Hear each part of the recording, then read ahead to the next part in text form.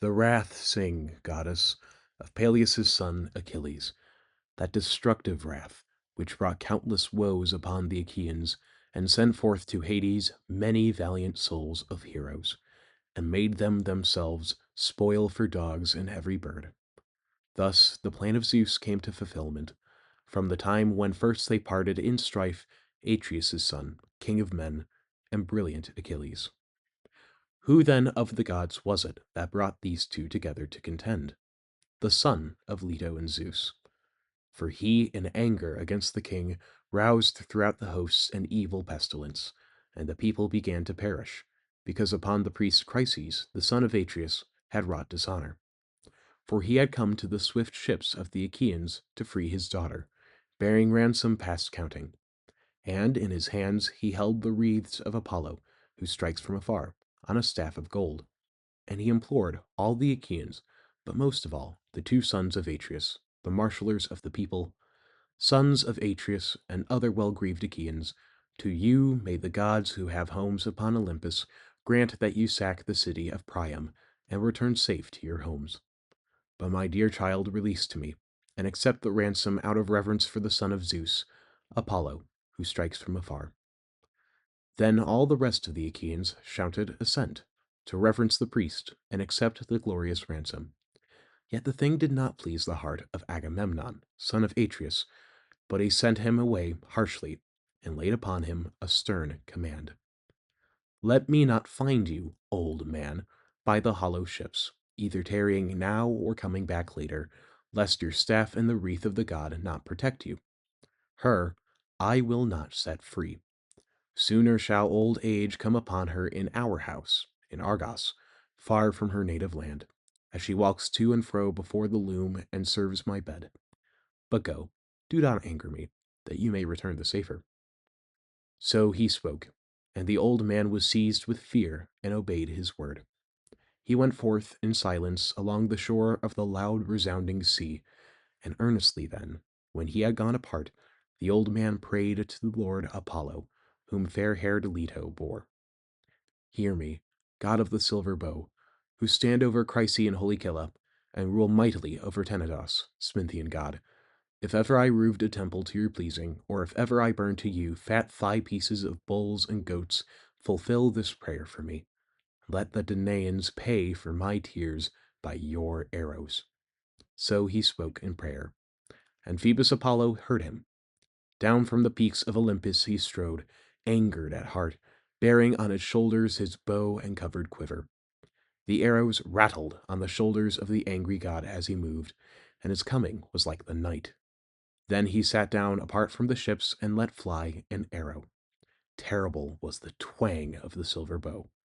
The mules he assailed first, and the swift dogs, but then on the men themselves he let fly his stinging shafts, and struck, and constantly the pyres of the dead burned thick. For 9 days the missiles of the god ranged among the host. But on the 10th, Achilles called the people to assembly, for the goddess, white-armed Hera, had put it in his heart, since she pitied the Danaans when she saw them dying.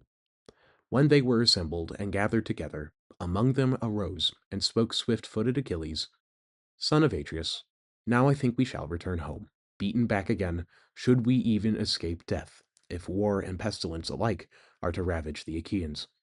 But come, let us ask some seer or priest, or some reader of dreams, for a dream too is from Zeus, who might say why Phoebus Apollo is so angry, whether he finds fault with a vow or a hecatomb, in hope that he may accept the savor of lambs and unblemished goats, and be willing to ward off the pestilence from us.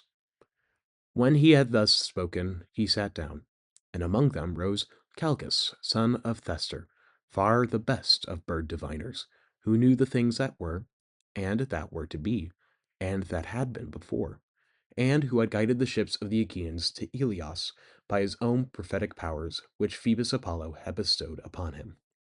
He, with good intent, addressed the gathering, and spoke among them. Achilles, dear to Zeus, you bid me declare the wrath of Apollo, the Lord who strikes from afar. Therefore I will speak, but take thought and swear that you will readily defend me with word and with might of hand. For I think I shall anchor a man who rules mightily over all the Argives, and whom the Achaeans obey. For mightier is a king when he is angry at a lesser man. Even if he swallows down his wrath for that day, yet afterwards he cherishes resentment in his heart till he brings it to fulfillment. Say then, if you will keep me safe. In answer to him spoke swift footed Achilles. Take heart, and speak out whatever oracle you know. For by Apollo, dear to Zeus, to whom you, Calchas, pray when you reveal oracles to the Danaans, no one, while I live and have sight on the earth, shall lay heavy hands on you beside the hollow ships, no one of the whole host of the Danaans, not even if you name Agamemnon, who now claims to be far the best of the Achaeans. Then the blameless seer took heart, and spoke.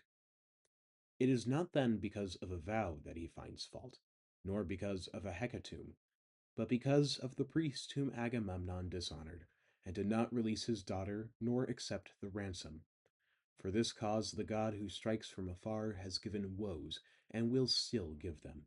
He will not drive off from the Danaans the loathsome pestilence, until we give back to her dear father the bright-eyed maiden, unbought, unransomed, and lead a sacred hecatomb to Chryse. Then we might appease and persuade him. When he had thus spoken, he sat down, and among them arose the warrior, son of Atreus, wide-ruling Agamemnon, deeply troubled. With rage his black heart was wholly filled, and his eyes were like blazing fire. To Calchas first of all he spoke, and his look threatened evil. Prophet of evil, never yet have you spoken to me a pleasant thing. Ever is evil dear to your heart to prophesy, but a word of good you have never yet spoken, nor brought to pass. And now among the Danaans you claim in prophecy that for this reason the god who strikes from afar brings woes upon them, that I would not accept the glorious ransom for the girl, the daughter of Chryses, since I much prefer to keep her in my home. For certainly I prefer her to Clytemnestra, my wedded wife, since she is not inferior to her, either in form, or in stature, or in mind, or in any handiwork. Yet even so will I give her back, if that is better. I would rather the people be safe than perish. But provide me with a prize of honor forthwith, lest I alone of the Argive be without one, since that would not be proper. For you all see this, that my prize goes elsewhere. In answer to him spoke swift-footed, brilliant Achilles. Most glorious son of Atreus, most covetous of all, how shall the great-hearted Achaeans give you a prize? We know nothing of a hoard of wealth in common store, but whatever we took by pillage from the cities has been apportioned, and it is not seemly to gather these things back from the army.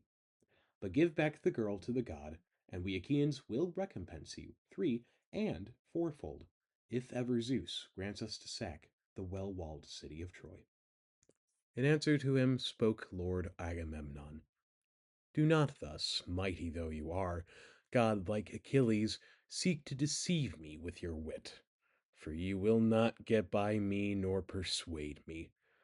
Are you willing, so that you yourself may keep your prize, for me to sit here idly in want, while you order me to give her back? No, if the great-hearted Achaeans give me a prize, suiting it to my mind, so that it will be worth just as much. But if they do not, I myself will come and take your prize, or that of Aias, or that of Odysseus I will seize and bear away. Angry will he be to whomever I come. But these things we will consider hereafter. Let us now drag a black ship to the shining sea, and quickly gather suitable rowers into it, and place on board a hecatomb, and embark on it the fair-cheeked daughter of Chryses herself. Let one prudent man be its commander, either Aias or Idomeneus or brilliant Odysseus, or you, son of Peleus, of all men most extreme, so that on our behalf you may propitiate the god who strikes from afar by offering sacrifice. Glaring from beneath his brow spoke to him swift-footed Achilles.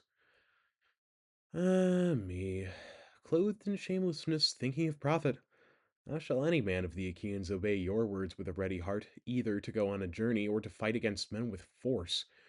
It was not on account of the Trojan spearmen that I came here to fight, since they have done no wrong to me. Never have they driven off my cattle or my horses, nor ever in deep soiled Phthia, nurse of men, did they lay waste the harvest, for many things lie between us, shadowy mountains and sounding sea. But you, shameless one, we followed, so that you might rejoice, seeking to win recompense from Menelaus and for yourself, dog face, from the Trojans. This you disregard, and take no heed of. And now you threaten that you will yourself take my prize away from me, for which I toiled so much, which the sons of the Achaeans gave to me. Never have I prize like yours, whenever the Achaeans sack a well inhabited citadel of the Trojans. The brunt of the furious battle do my hands undertake, but if ever an apportionment comes, your prize is far greater, while small but dear is the reward I take to my ships, when I have worn myself out in the fighting. Now I will go back to Phthia, since it is far better to return home with my beaked ships, nor do I intend while I am here dishonored to pile up riches and wealth for you. Then the king of men, Agamemnon, answered him. Flee then, if your heart urges you. I do not beg you to remain for my sake. With me are others who will honor me, and above all, Zeus, the Lord of Counsel. Most hateful to me are you, of all the kings that Zeus nurtures, for always strife is dear to you, and wars, and battles. If you are very strong, it was a god, I think, who gave you this gift. Go home with your ships and your companions and lord it over the Myrmidons, for you I care not, nor take heed of your wrath. But I will threaten you thus. As Phoebus Apollo takes from me the daughter of Chryses, her with my ship and my companions I will send back, but I will myself come to your tent and take the fair-cheeked Briseis, your prize, so that you will understand how much mightier I am than you, and another may shrink from declaring himself my equal and likening himself to me to my face. So he spoke.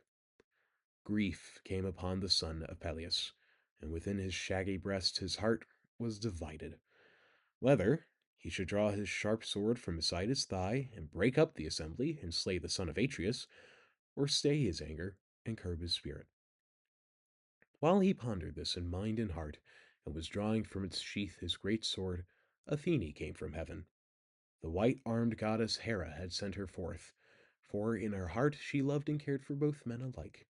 She stood behind him and seized the son of Peleus by his fair hair, appearing to him alone. No one of the others saw her. Achilles was seized with wonder, and turned around, and immediately recognized Pallas Athene. Terribly her eyes shone.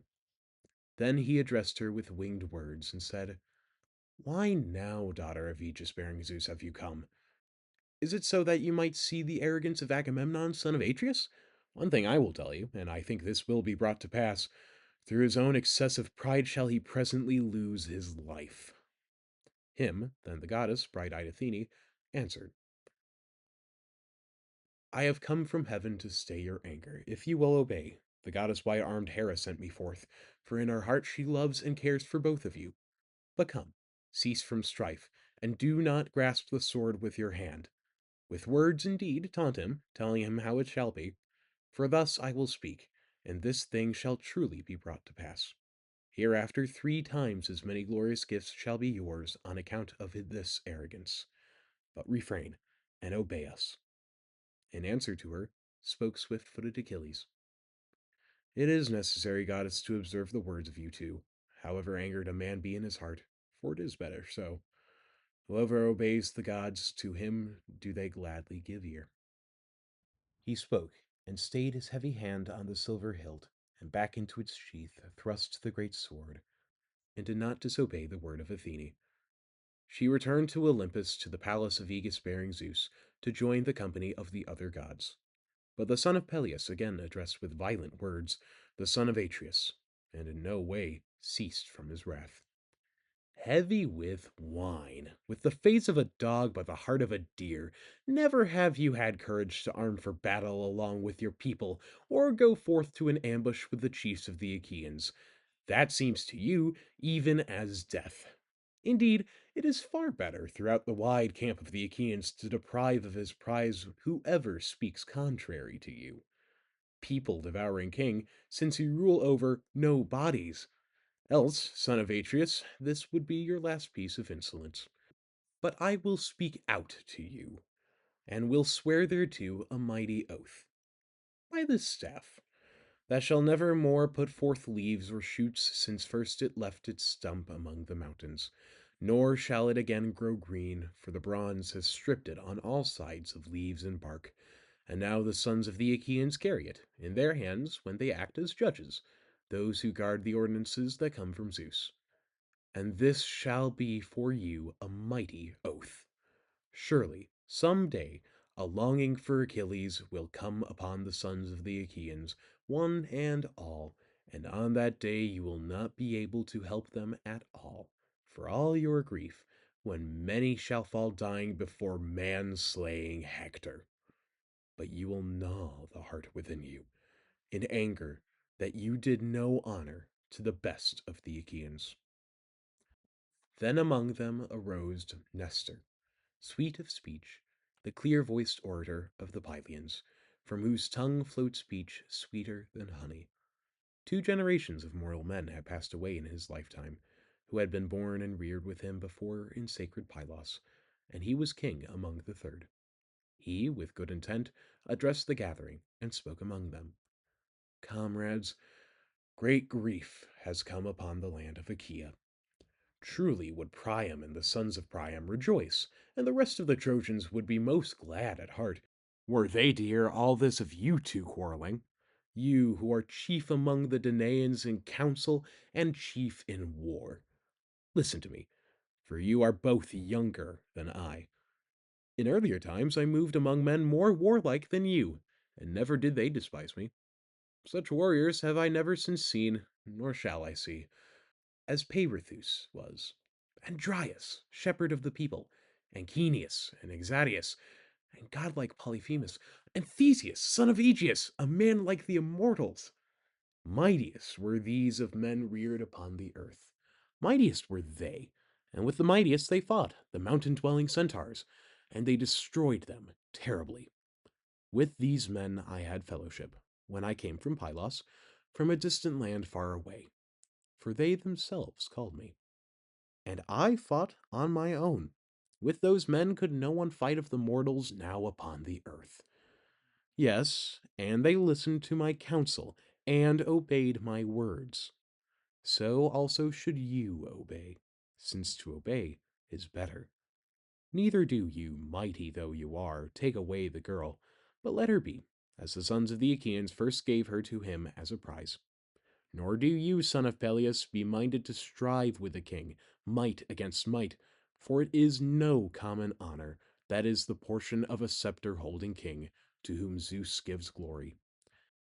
If you are a stronger fighter, and a goddess mother bore you, yet he is the mightier, since he is king over more. Son of Atreus, check your rage. Indeed, I beg you to let go your anger against Achilles, who is for all the Achaeans a mighty bulwark in evil war. In answer to him spoke Lord Agamemnon. All these things, old man, to be sure you have spoken as is right. But this man wishes to be above all others. Over all he wishes to rule, and over all to be king, and to all to give orders. In this I think there is someone who will not obey. If the gods who exist forever made him a spearman, do they therefore license him to keep uttering insults? Brilliant Achilles broke in upon him and replied, Surely I would be called cowardly, and of no account, if I am to yield to you in every matter that you say. On others lay these commands, but do not give orders to me, for I do not think I shall obey you any longer. And another thing I will tell you, and take it to heart. With my hands I will not fight for the girl's sake either with you nor with any other, since you are taking away what you have given. But of all else that is mine, by my swift black ship, Nothing will you take or carry away against my will. Come, just try, so that these two may know. Forthwith will your dark blood flow forth about my spear. So when the two had made an end of contending with violent words, they rose, and broke up the gathering beside the ships of the Achaeans. The son of Peleus went his way to his huts and his balanced ships, together with the son of Menetius and with his men. But the son of Atreus launched a swift ship on the sea, and chose for it 20 rowers, and drove on board a hecatomb for the god, and brought the fair-cheeked daughter of Chryses, and set her in the ship. And Odysseus of many wiles went on board to take command. So these embarked and sailed over the watery ways. But the son of Atreus bade the people purify themselves. And they purified themselves, and cast the defilement into the sea, and offered to Apollo perfect hecatombs of bulls and goats by the shore of the barren sea. And the savour thereof went up to heaven, eddying amid the smoke. Thus were they busied throughout the camp. But Agamemnon did not cease from the strife with which he had first threatened Achilles, but called to Talthybius and Eurybates, who were his heralds and ready squires. Go to the hut of Achilles, Peleus' son, and take by the hand the fair-cheeked Briseis and lead her hither. And if he give her not, I will myself go with a larger company and take her. That will be even the worse for him. So saying, he sent them forth, and laid upon them a stern command. Unwilling went the two along the shore of the barren sea, and came to the tents and the ships of the Myrmidons. Him they found sitting beside his tent and his black ship, and Achilles was not glad at sight of them. The two, seized with dread and in awe of the king, stood, and spoke no word to him, nor made question. But he knew in his heart, and spoke. Hail, heralds, messengers of Zeus and men, draw near. It is not you who are guilty in my sight, but Agamemnon, who sent you forth for the sake of the girl Briseis. But come, Patroclus, sprung from Zeus, bring forth the girl, and give her to them to lead away. However, let these two themselves be witnesses before the blessed gods and mortal men, and before him, that ruthless king, if hereafter there shall be need of me to ward off shameful ruin from the host. Truly he rages with baneful mind, and knows not at all to look both before and after, that his Achaeans might wage war in safety beside their ships. So he spoke, and Patroclus obeyed his dear comrade, and led forth from the hut the fair-cheeked Briseis, and gave her to them to lead away. So the two went back beside the ships of the Achaeans, and with them, all unwilling, went the woman. But Achilles burst into tears, and withdrew apart from his comrades, and sat down at the shore of the grey sea, looking forth over the wine-dark deep. Earnestly he prayed to his dear mother with hands outstretched. Mother, since you bore me, though 'tis so brief a span of life, honor surely ought the Olympian to have given into my hands, Zeus who thunders on high. But now he has honored me not a bit. Truly the son of Atreus, wide-ruling Agamemnon, has dishonored me, for he has taken and keeps my prize through his own arrogant act. So he spoke, weeping, and his lady mother heard him, as she sat in the depths of the sea beside the old man, her father. And speedily she came forth from the grey sea like a mist, and sat down before him as he wept, and she stroked him with her hand, and spoke to him, and called him by name. My child, why do you weep? What sorrow has come upon your heart? Speak out, hide it not in your mind, that we both may know. Then with a heavy moaning spoke swift-footed Achilles to her. You know. Why then should I tell the tale to you who knows all? We went forth to Thebe, the sacred city of Aetion, and laid it waste, and brought here all the spoil. This the sons of the Achaeans divided properly among themselves, but for the son of Atreus they chose out the fair-cheeked daughter of Chryses.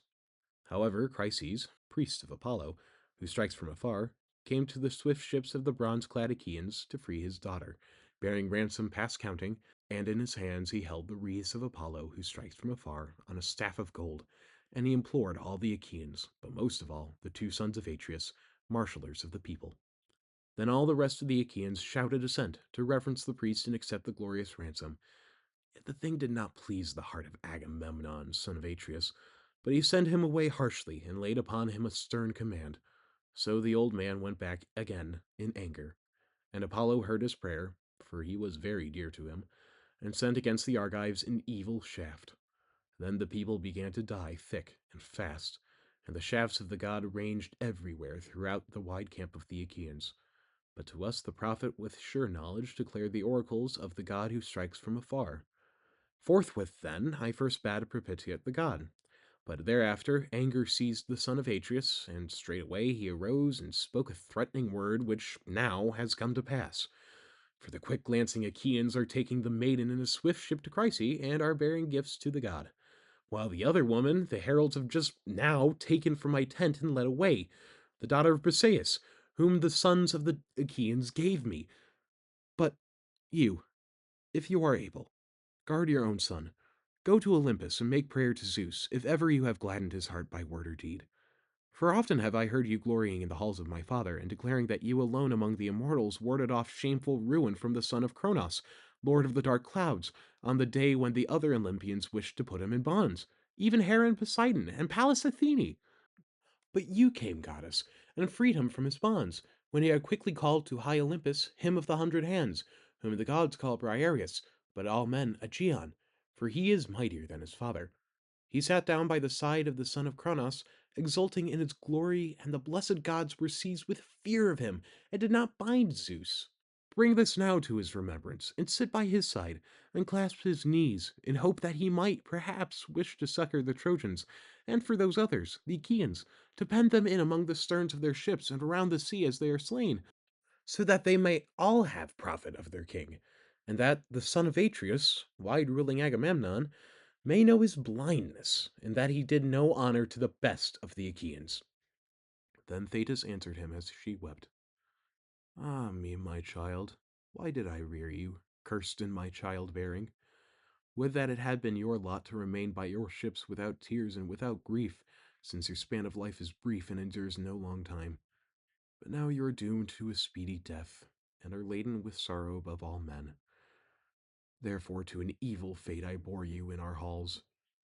Yet in order to tell this your word to Zeus, who delights in the thunderbolt, I will myself go to snowy Olympus, in hope that he may be persuaded.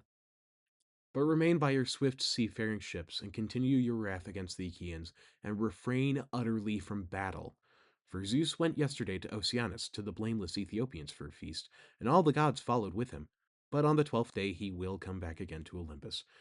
And then will I go to the house of Zeus, with threshold of bronze, and will clasp his knees in prayer. And I think I shall win him.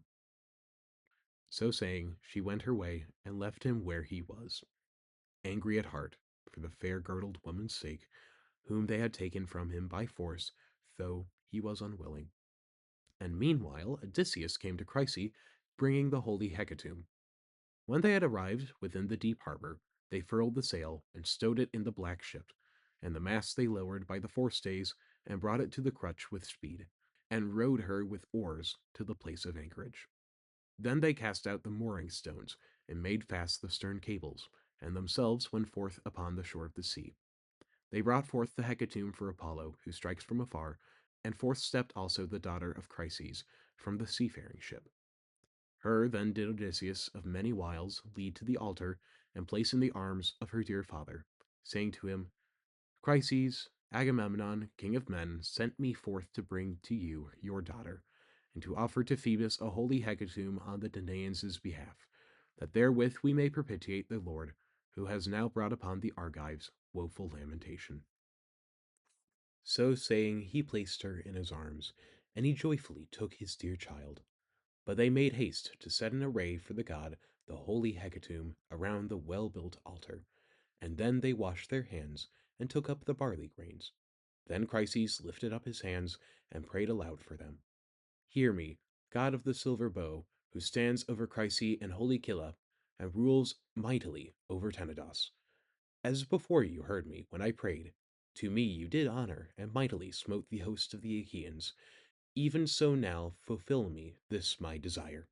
Ward off now from the Danaans the loathly pestilence. So he spoke in prayer, and Phoebus Apollo heard him. Then, when they had prayed, and had sprinkled the barley grains, they first drew back the victims' heads, and cut their throats, and flayed them, and cut out the thighs and covered them with a double layer of fat, and laid raw flesh thereon. And the old man burned them on stakes of wood, and made libation over them of gleaming wine. And beside him the young men held in their hands the 5-pronged forks. But when the thigh pieces were wholly burned, and they had tasted the entrails, they cut up the rest and spitted it, and roasted it carefully, and drew all off the spits. Then, when they had ceased from their labor, and had made ready the meal, they feasted, nor did their hearts lack anything of the equal feast. But when they had put from them the desire for food and drink, the youths filled the bowls brimful of drink, and served out to all, first pouring drops for libation into the cups. So the whole day long they sought to appease the god with song, singing the beautiful paean, the songs of the Achaeans, hymning the god who works from afar. And his heart was glad, as he heard. But when the sun set and darkness came on, they lay down to rest by the stern cables of the ship, and as soon as early rosy-fingered dawn appeared, then they set sail for the wide camp of the Achaeans. And Apollo, who works from afar, sent them a favoring wind, and they set up the mast and spread the white sail. So the wind filled the belly of the sail, and the dark wave sang loudly about the stem of the ship as she went, and she sped over the wave, accomplishing her way. But when they came to the wide camp of the Achaeans, they drew the black ship up on the shore, high upon the sands, and set in line the long props beneath, and themselves scattered among the tents and ships. But he in his wrath sat beside his swift-faring ships, the Zeus-sprung son of Peleus, swift-footed Achilles. Never did he go forth to the place of gathering, where men win glory, nor ever to war, but wasted away his own heart, as he tarried where he was, and he longed for the war cry and the battle. Now when the 12th morning thereafter had come, then into Olympus came the gods who are forever, all in one company, and Zeus led the way. And Thetis did not forget the behest of her son, but rose up from the wave of the sea, and at early morning went up to great heaven and Olympus. There she found the far-seeing son of Cronos, sitting apart from the rest upon the topmost peak of the many-ridged Olympus. So she sat down before him, and clasped his knees with her left hand, while with her right she touched him beneath the chin, and she spoke in prayer to King Zeus, son of Cronos. Father Zeus, if ever amid the immortals I gave you aid by word or deed, grant me this prayer. Do honor to my son, who is doomed to a speedy death beyond all other men. Yet now Agamemnon, king of men, has dishonored him, for he has taken and keeps his prize by his own arrogant act. But honor him, Olympian Zeus, lord of counsel, and give might to the Trojans, until the Achaeans do honor to my son, and magnify him with recompense. So she spoke. But Zeus, the cloud gatherer, spoke no word to her, but sat a long time in silence. Yet Thetis, even as she had clasped his knees, so held to him, clinging close, and questioned him again a second time. Give me your infallible promise, and bow your head to it, or else deny me, for there is nothing to make you afraid, so that I may know well how far I among all the gods am honored the least. Then, greatly troubled, Zeus, the cloud gatherer, spoke to her. Surely this will be sorry work, since you will set me on to engage in strife with Hera, when she shall anger me with taunting words. Even now she always upbraids me among the immortal gods, and declares that I give aid to the Trojans in battle.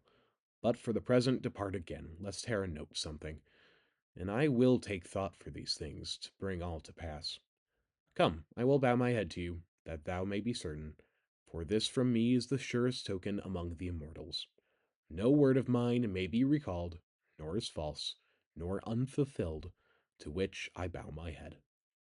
The son of Cronos spoke, and bowed his dark brow in assent, and the embroidered locks waved from the king's immortal head, and he made great Olympus quake. When the two had taken counsel together in this way, they parted. She leapt straightway into the deep sea from gleaming Olympus, and Zeus went to his own palace. All the gods together rose from their seats before the face of their father. No one dared to await his coming, but they all rose up before him. So he sat down there upon his throne. But Hera saw, and failed not to note how silver-footed Thetis, daughter of the old man of the sea, had taken counsel with him. Forthwith then she spoke to Zeus, son of Cronos, with mocking words. Who of the gods, crafty one, has now again taken counsel with you? Always is it your pleasure to hold aloof from me, and to give judgment. In answer to her spoke the father of men and gods. Hera, do not hope to know all my words. Hard will they prove for you, though you are my wife. Whatever it is fitting for you to hear, this none other shall know before you, whether of gods or men. But what I wish to devise apart from the gods, of all this do not in any way inquire or ask. In answer to him spoke the ox-eyed Lady Hera. Most dread son of Cronos, what a word you have said!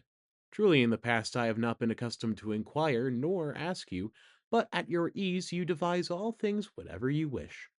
But now I have wondrous dread at heart, lest silver-footed Thetis, daughter of the old man of the sea, have beguiled you. For at early dawn she sat by you and clasped your knees. To her, I think, you bowed your head in sure token that you will honor Achilles, and bring many to death beside the ships of the Achaeans. Then in answer to her spoke Zeus, the cloud-gatherer. Strange one, you are always suspecting, and I do not escape you. Yet you shall be able to accomplish nothing, but shall be even further from my heart, and that shall be the worse for you. If this thing is, as you say, then it must be pleasing to me. Sit down in silence and obey my word, lest all the gods that are in Olympus avail you not against my drawing near, when I put forth upon you my irresistible hands. He spoke, and ox-eyed Lady Hera was seized with fear, and sat down in silence, curbing her heart. Then troubled were the gods of heaven throughout the palace of Zeus, and among them Hephaestus, the famed craftsman, was first to speak, doing pleasure to his dear mother, white-armed Hera. Surely this will be sorry work, that is no longer bearable, if you two are to wrangle thus for mortals' sakes, and set the gods in tumult. Neither will there be any joy in the excellent feast, since worse things prevail. And I give counsel to my mother, wise though she be herself, to do pleasure to our dear father Zeus, that the father upbraid her not again, and bring confusion upon our feasts. What if the Olympian, the lord of the lightning, were minded to dash us from our seats? For he is mightiest far. But address him with gentle words, so shall the Olympian forthwith be gracious to us. So saying, he sprang up and placed in his dear mother's hands the double cup, and spoke to her. Be patient, my mother, and endure for all your grief, lest, dear as you are to me, my eyes see you stricken, and then I shall in no way be able to succor you for all my sorrow. For our hard foe is the Olympian to meet in strife. On a time before this, when I was striving to save you, he caught me by the foot and hurled me from the heavenly threshold. The whole day long I was carried headlong, and at sunset I fell in Lemnos, and but little life was in me. There the Sintian folk quickly tended me for my fall. So he spoke, and the goddess, white-armed Hera, smiled, and smiling, taking in her hand the cup from her son. Then he poured wine for all the other gods from left to right, drawing forth sweet nectar from the bowl. An unquenchable laughter arose among the blessed gods as they saw Hephaestus puffing through the palace. Thus the whole day long, till the setting of the sun, they feasted, nor did their heart lack anything of the equal feast, nor of the beauteous lyre that Apollo held, nor yet of the Muses, who sang, replying one to the other with sweet voices. But when the bright light of the sun was set, they went each to his own house to take their rest, where for each one a palace had been built with cunning skill by the famed Hephaestus, the limping god. And Zeus the Olympian, lord of the lightning, went to his couch, where, of old, he took his rest, whenever sweet sleep came upon him. There went he up and slept, and beside him lay Hera of the golden throne.